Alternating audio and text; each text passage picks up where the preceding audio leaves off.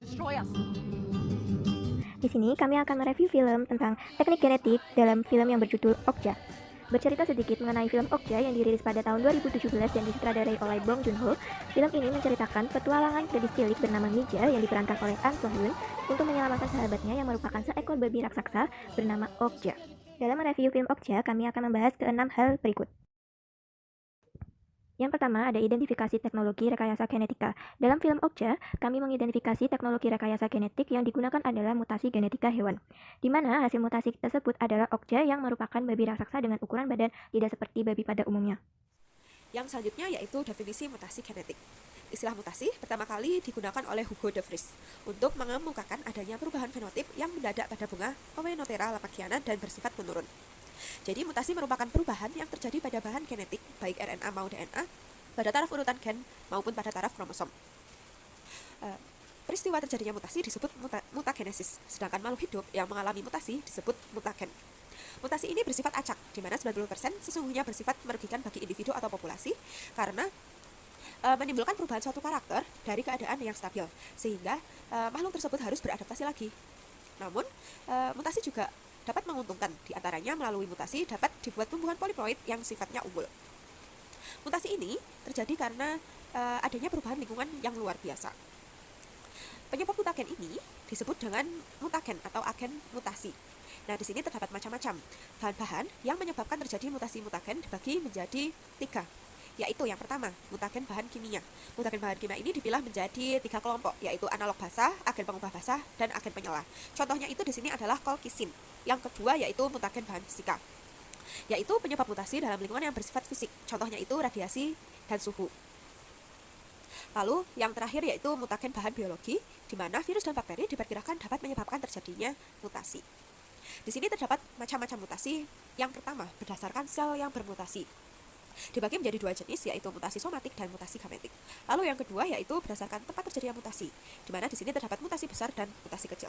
Setelah kami melihat film Okja, kami menyimpulkan bahwa mutasi yang terdapat pada film Okja yaitu mutasi gametik.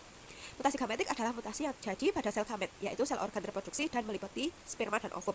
Hal ini terjadi karena ada adegan Okja yang dipaksa kawin, dan pada akhir film juga terdapat suatu pasangan babi yang memiliki anak, sehingga gamet tersebut turun-temurun, dan itu merupakan mutasi gametik. Dalam peran teknik rekayasa genetika itu sangat beragam, diantaranya ada di dalam beberapa bidang, di bidang pertanian, bidang industri pangan, bidang kesehatan, dan bidang peternakan. Nah, di dalam cerita film Koja itu peran teknik rekayasa genetika termasuk dalam bidang industri pangan dan bidang peternakan. Ini adalah babi Koja dari hasil rekayasa genetika. Nah, ada tujuan utama pengembangan GMO untuk mengatasi berbagai masalah kekurangan pangan yang dihadapi penduduk dunia yang tidak mampu dipecahkan secara konvensional karena pertumbuhan penduduk yang begitu cepat. Ini menurut Mahrus tahun 2014. Nah, jadi strategi dari perdagangan dari perusahaan Mirando adalah mereka mengklaim bahwasanya babi-babi itu adalah murni hasil alam dan tanpa rekayasa genetika. Nah, di dalam rekayasa genetika itu terdapat beberapa dampak positif dan dampak negatif. Nah, di dalam dampak positifnya yaitu tersedianya bahan makanan yang melimpah. Yang kedua, meningkatkannya derajat kesehatan manusia dengan diproduksinya berbagai hormon manusia, insulin, dan hormon pertumbuhan. Yang ketiga, proses industri yang murah. Yang keempat, ketersediaan sumber energi terbaharui serta berkurangnya polusi. Nah, itu adalah dampak positif yang ditimbulkan dari rekayasa genetika. Namun, dampak negatif dari GMO tadi yaitu akan mengalami dalam bidang kesehatan akan mengalami perubahan komposisi gizi pangan GMO baik yang berasal dari tanaman maupun hewan.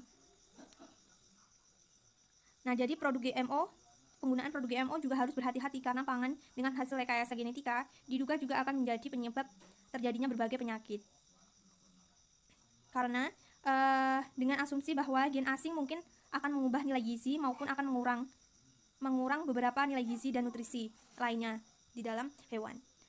Nah, jadi berdasarkan informasi ini juga belum ada salah satu penelitian yang menjamin pangan rekayasa genetika 100% aman untuk dikonsumsi. Masuk pada prosedur teknologi rekayasa genetika. Pada bioteknologi rekayasa genetika memiliki beberapa prosedur yang harus dilakukan dalam penerapannya. Selanjutnya yaitu tentang manfaat cloning di masa depan. Manfaat cloning di masa depan adalah sebagai berikut.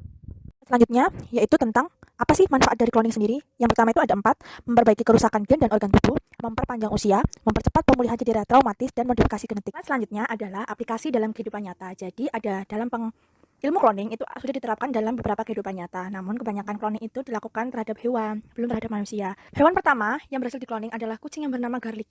Hewan selanjutnya adalah serigala abu-abu yang diberi nama Sunwolf dan Sunwolfie. Yang terakhir adalah anjing yang diberi nama Snoopy.